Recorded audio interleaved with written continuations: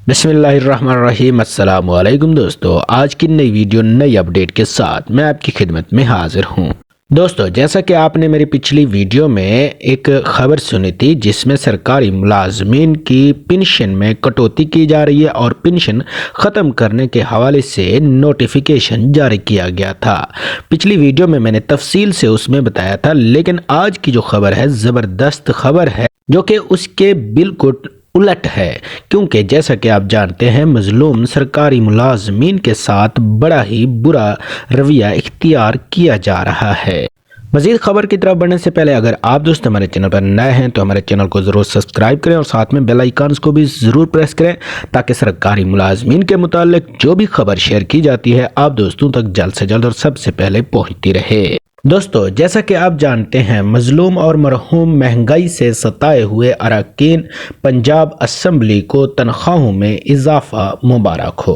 اور چھوٹے سرکاری ملازمین جو کہ پنشن کی رقم سے عیاشیاں کرتے تھے اور بیرون ملک کے دورے کرتے تھے، اب ان کی پنشن میں کمی کر دی گئی ہے، بلکہ ابھی بھی جو پنشن ہے آپ کو مل رہی ہے وہ بھی بہت زیادہ ہے، اور وفاق اور دیگر صوبوں کے سرکاری ملازمین جو کہ پنشن پر عیاشی کرتے ہیں، بیرون ملک